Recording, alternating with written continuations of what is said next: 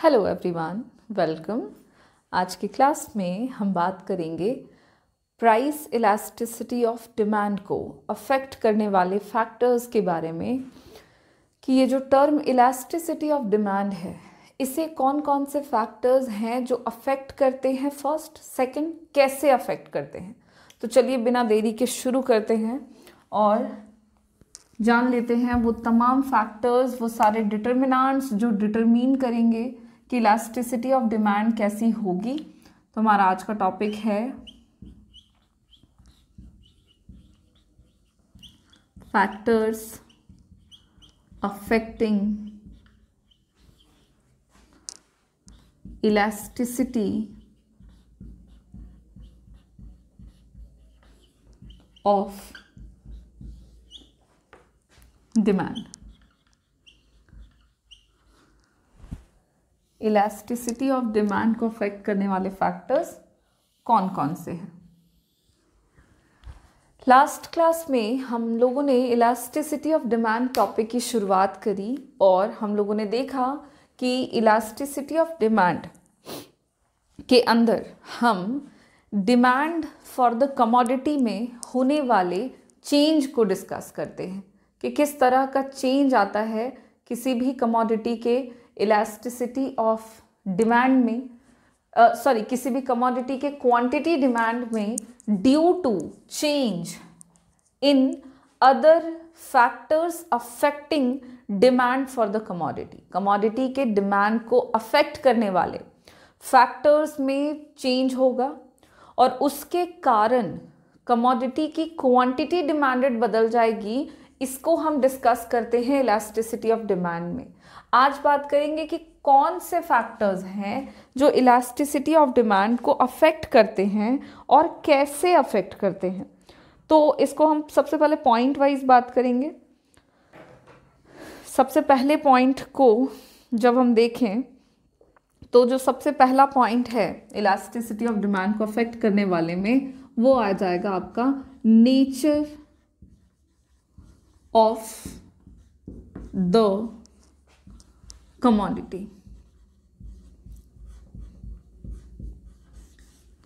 किसी भी कमोडिटी का जो भी नेचर है वो अफेक्ट करता है उस कमोडिटी के इलास्टिसिटी ऑफ डिमांड पे।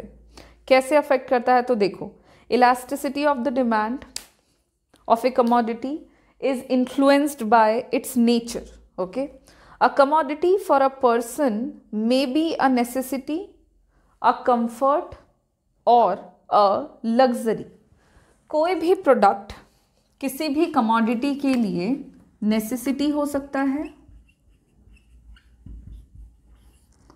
कंफर्ट हो सकता है, कंफर्ट गुड्स, नेसेसिटी गुड या नेसेसरी गुड, कंफर्ट गुड, या फिर लग्जरियस गुड्स, लग्जरी गुड्स।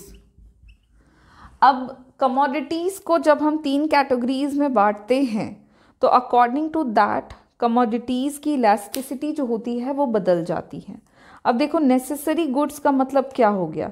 तो नेसेसरी गुड्स कहने का मतलब हो गया वैसे गुड्स जिनकी हमें ज़रूरत है, जिनके बिना काम नहीं चलेगा, such as vegetables,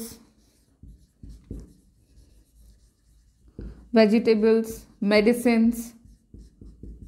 इस तरह के जो गुड्स हो गए ये आपके नेसेसरी गुड्स में आते हैं। ठीक है। कंफर्ट गुड्स का मतलब हो गया वैसे गुड्स जो आपको आराम पहुंचाते हैं। आराम पहुंचाते हैं मतलब कि वैसे गुड्स जो आपके काम को थोड़ा आसान बना देते हैं, जैसे कि मान लीजिए कि रेफ्रिजरेटर है, ठीक है, फ्रिज है, ठीक, या टीवी है, कलर्ड टीवी है। तो इस तरह के जो गुड्स है, वॉशिंग मशीन हो गया आपका, या आपके मिक्सर ग्राइंडर हो गए। तो ये इस तरह के गुड्स जो हैं ये आपके काम को आसान बनाने के लिए हैं। तो इस तरह के गुड्स कहलाते हैं कंफर्ट गुड्स। वहीं पे अगर हम लग्जरी गुड्स की बात करें, लग्जरियस गुड्स की बात करें, तो इसमें आ जाएंगे आपके लग्जरियस गुड्स में जैसे कि महंगी कारें, मर्सिडीज़, चलो BMW कार, ये आपके लग्जरी गुड्स में आ जाएगा। ठीक, उसके अलावा आपके डायमंड ज्वेलरीज, तो ये सब जो है ना ये आपके लग्जरी में आ जाता है, जिनको आप अपने ज़रूरत के लिए यूज़ नहीं कर रहे हैं, अपने काम को आसान बनाने के लिए यूज़ नहीं कर रहे हैं, बल्कि लग्जरी के लिए यूज़ कर रहे हैं। मतलब आप बस इस तरह के गुड्स का इस्तेमाल कर रहे हैं ताकि आप अमीर हो सकें, अमीर दिखा सकें खुद को। तो इस तरह के गुड्स जो हैं, इस तरह के गुड्स को हम लग्जरी गुड्स कहते हैं। अब देखो क्या है कि गुड्स अलग अलग टाइप के हैं। नेसेसरी गुड्स जो हैं, इस केस में किसी भी प्रोडक्ट की जो इलास्टिसिटी होगी वो आपकी कैसी होगी, तो वो इनइलास्टिक होगी। इस तरह के गुड्स का जो डिमांड है, नेसेसरी गुड्स का जो डिमांड होता है वो आपका जनरली इनइलास्टिक होता है। अब इनइलास्टिक का मतलब क्या हुआ, तो इनइलास्टिक का मतलब हुआ कि गुड्स की क्वांटिटी डिमांडेड में कोई चेंज नहीं होता, भले इस तरह के गुड्स के प्राइस में चेंज हो जाए तब भी इसकी क्वांटिटी डिमांडेड जो होगी वो उतनी ही रहेगी जितने लोगों को ज़रूरत है। लोग इस तरह के गुड्स के डिमांड को चेंज नहीं करेंगे बशर्ते उस तरह के गुड्स की क्वांटिटी उस तरह के गुड्स के प्राइस में चेंज देखने को मिले। अब सवाल अगर पूछा जाए क्यों नहीं चेंज होता, इनइलास्टिक क्यों है? इनइलास्टिक का मतलब मैंने बताया आपको, इनइलास्टिक का मतलब है कि क्वांटिटी डिमांड में कोई चेंज नहीं हो रहा, भले उसके प्राइस में चेंज हो जाए। ऐसा इसलिए क्योंकि ये नेसेसिटीज़ हैं, these are known as necessities of life. इनके बिना काम नहीं चलेगा। दवाइयाँ हैं, अगर दवाइयों की कीमत बढ़ गई है और हमें ज़रूरत है तो क्या हम इस तरह के गुड्स के डिमांड को घटा देंगे? नहीं घटाएंगे। डिमांड की थ्योरी, लॉ ऑफ डिमांड यही कहता है कि प्राइस के बढ़ने पर आपको डिमांड कम करना है, बट नेसेसरी गुड्स के केस में हम ऐसा कुछ नहीं करेंगे क्योंकि ये हमारे लिए ज़रूरी है। कंफर्ट गुड्स की बात अगर हम करते हैं दूसरी तरफ, तो कंफर्ट गुड्स के केस में जो आपका डिमांड होता है वो जनरली इलास्टिक होता है, क्योंकि यहाँ पे जो डिमांड आपको देखने को मिलेगा वो इलास्टिक मिलेगा। इलास्टिक का मतलब होता है कि प्राइस में चेंज आने पर क्वांटिटी डिमांड भी चेंज कर जाएगा। क्यों ऐसा? क्योंकि इस तरह के गुड्स हमारी नेसेसिटीज़ नहीं है, बल्कि ऐसे गुड्स को तो हम अपने आराम के लिए यूज़ कर रहे हैं। तो एज अ कंज्यूमर अगर हमें पता है कि कोई फ्रिज हम लेना चाह रहे हैं और वो थोड़ी महंगी मिल रही है अभी, बट 2 महीने बाद दिवाली टाइम आ रहा है और उसमें ऑफर में मुझे मिल जाएगा कुछ कम प्राइस में, तो मैं अपनी ज़रूरत को थोड़ा सा रोक कर रख सकती हूँ कि फ्रिज मैं अभी ना लेके 2 महीने बाद ले लूँ जब वो थोड़ा सस्ता हो जाएगा। यानी प्राइस अगर अधिक है तो मैं डिमांड कम करूँगी और प्राइस अगर कम है तो मैं डिमांड बढ़ा दूँगी। तो कंफर्ट गुड्स के केस में आपका जो डिमांड होता है वो इलास्टिक होता है। इस तरह के गुड्स को लोग जो हैं वो क्या करते हैं कि इस तरह के गुड्स के डिमांड को लोग घटाते बढ़ाते रहते हैं। वहीं पे अगर हम लग्जरी गुड्स की बात करें तो ऐसे गुड्स का जो डिमांड है ये मोर इलास्टिक होता है। मोर इलास्टिक बोलने का मतलब क्या हुआ? तो मोर इलास्टिक कहने का मतलब हुआ कि प्राइस में जितना चेंज होता है उससे ज़्यादा चेंज इसके क्वांटिटी डिमांड में हो जाता है। अगर प्राइस घटा तो क्वांटिटी डिमांडेड जो है वो बढ़ेगा और वो प्राइस के कंपैरिजन में ज़्यादा बढ़ जाएगा। This is called more elastic. और इस तरह से nature of the commodities affect करते हैं या डिटरमीन करते हैं इलास्टिसिटी ऑफ डिमांड को, और अलग अलग नेचर के गुड्स अलग अलग तरीके से इलास्टिसिटी को प्रभावित करते हैं। नेसेसिटी या नेसेसरी गुड्स हैं तो उस केस में इलास्टिसिटी जो होती है वो आपकी इनइलास्टिक होती है, डिमांड इनइलास्टिक होता है। वहीं पे कंफर्ट गुड्स के डिमांड जो हैं वो आपके इलास्टिक होते हैं और लग्जरी गुड्स की डिमांड आपके मोर इलास्टिक होते हैं।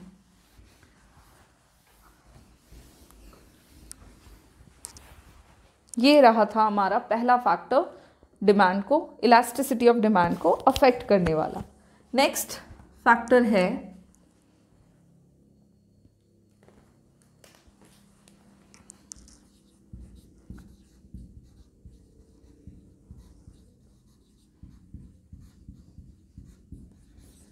availability of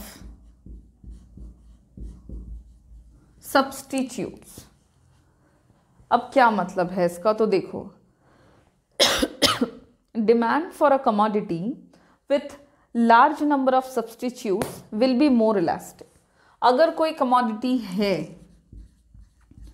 गुड एक्स और गुड एक्स के सब्स्टिट्यूट्स अवेलेबल हैं, ठीक है, तो अगर इसके सब्स्टिट्यूट्स अवेलेबल हैं, एक्स के जगह पे वाई यूज कर सकते हैं, जेड यूज कर सकते हैं, पी यूज कर सकते हैं, क्यू भी यूज कर सकते हैं, आर भी यूज कर सकते हैं, and all these are substitutes of good X, तो उस केस में क्या होगा कि गुड एक्स का जो डिमांड है वो कैसा होगा, वो आपका मोर इलास्टिक होगा, बिल्कुल मोर इलास्टिक होगा, क्योंकि अगर इसके सब्स्टिट्यूट्स अवेलेबल हैं और गुड एक्स की कीमत मान लो बढ़ जाती है तो इसका जो डिमांड है वो तो घटेगा, लेकिन डिमांड जो है वो कुछ ज़्यादा डिक्रीज कर जाएगा as compare to increase in price of good X, because good X की जगह पे बहुत सारे गुड्स अवेलेबल हैं जिसको हम कंज्यूम कर सकते हैं।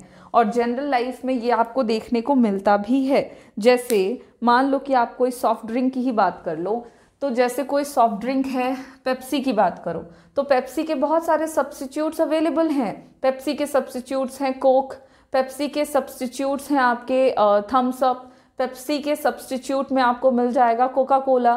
तो इस तरह के बहुत सारे सब्स्टिट्यूट हैं। अब पेप्सी की कीमत मान लो बढ़ती है तो हम उसके डिमांड को ज़्यादा घटा देंगे, क्योंकि उसकी जगह पे हमारे पास दूसरे सब्स्टिट्यूट्स अवेलेबल हैं, हम उसको डिमांड करके अपनी ज़रूरत को पूरा कर सकते हैं। तो अगर सब्स्टिट्यूट्स अवेलेबल होते हैं तो उस केस में प्रोडक्ट का जो डिमांड होता है वो मोर इलास्टिक होता है, मतलब प्राइस की तुलना में क्वांटिटी डिमांडेड ज़्यादा कम हो जाता है या ज़्यादा चेंज हो जाता है। वहीं पे हम दूसरे फैक्टर की बात करें जो इलास्टिसिटी ऑफ डिमांड को अफेक्ट करती हो, तो और फैक्टर में आ जाता है आपका इनकम लेवल। इनकम लेवल प्रभावित करेगा प्रोडक्ट के इलास्टिसिटी ऑफ डिमांड को। कैसे प्रभावित करता है, तो अगर जो इलास्टिसिटी होता है डिमांड, इलास्टिसिटी ऑफ डिमांड जो होता है कमोडिटी का, वो कम होगा अगर higher income level groups in comparison to people with low income level. देखो लोग जो हैं सोसाइटी में वो आपको अलग अलग मिलते हैं, है ना। कुछ लोग रिच हैं, अमीर, कुछ लोग पुअर हैं, गरीब। तो जो रिच सेक्शन है सोसाइटी के, इनकी जो इलास्टिसिटी ऑफ डिमांड होती है वो ज़्यादा होती है as compare to elasticity of demand of poor. गरीबों का जो इलास्टिसिटी ऑफ डिमांड है वो कम होगा अमीरों की तुलना में। अमीर जो है वो प्राइस के चेंज होने पर, अपने प्राइस के चेंज होने पर गुड्स के डिमांड को अधिक इन्फ्लुएंस कर पाएंगे।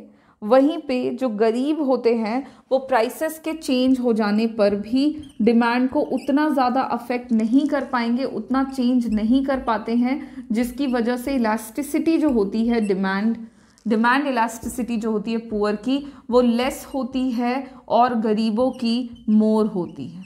मोर इलास्टिक का मतलब हुआ कि जितना चेंज हुआ प्राइस में उससे ज़्यादा चेंज हो जाएगा क्वांटिटी डिमांडेड में। बट लेस इलास्टिक का मतलब हुआ कि जितना चेंज हो रहा है प्राइस में उससे कम चेंज होगा क्वांटिटी डिमांड। और ये आपका थर्ड फैक्टर हो गया जो इलास्टिसिटी ऑफ डिमांड को अफेक्ट करता है और कुछ इस तरह से अफेक्ट करता है।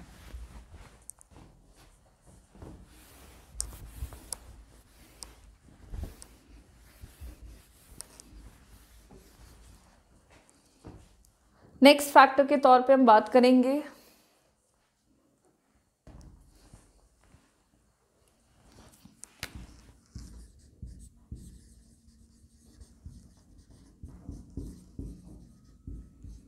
Level of prices.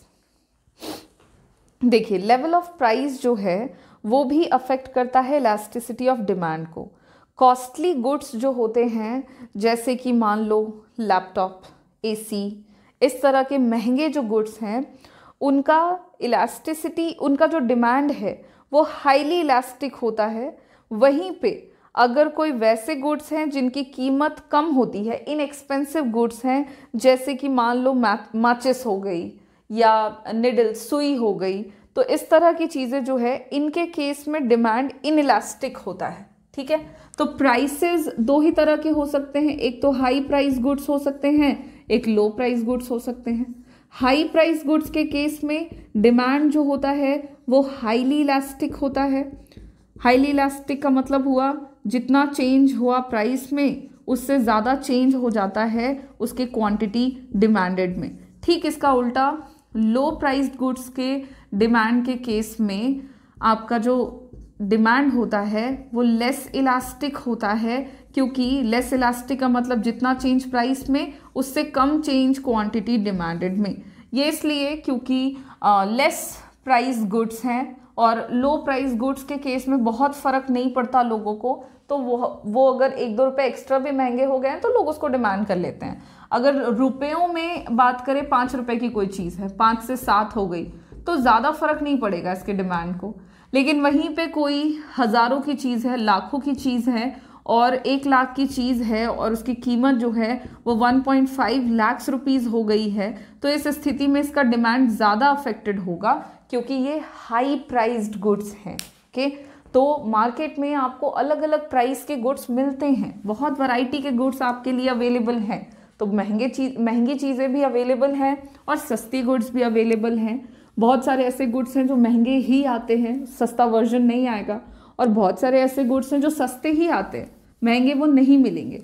एग्जाम्पल में जो मैंने आपको बताया, महंगी चीज़ों में आप कार ले लो, एसी ले लो, ठीक है, ये सब हो गया, लैपटॉप ले लो, ये हो गया आपकी महंगी चीज़ें। सस्ती चीज़ें महंगी भी हैं तो ये बहुत से बहुत महंगी हो जाएंगी, 50,000 के 60,000 हो सकती हैं, 80,000 हो सकता है, लाख का 1.5 लाख हो सकता है। सस्ती चीज़ें जैसे कि 5-10 रुपए की चीज़ जो है, माचिस है, सॉल्ट है, तो ये सब आपको उसी रेंज में मिलेगी। उसकी कीमत में बहुत ये नहीं होगा कि 10 रुपए की मिल रही थी कल को और आज वो अचानक से 10,000 में मिलने लग गई, ऐसा नहीं होता है। सो इस तरह के चेंज आपको देखने को मिलते हैं डिमांड में, डिमांड इलास्टिसिटी में। ओके, नेक्स्ट फैक्टर जो है वो है पोस्टपोनमेंट ऑफ कंजम्पशन।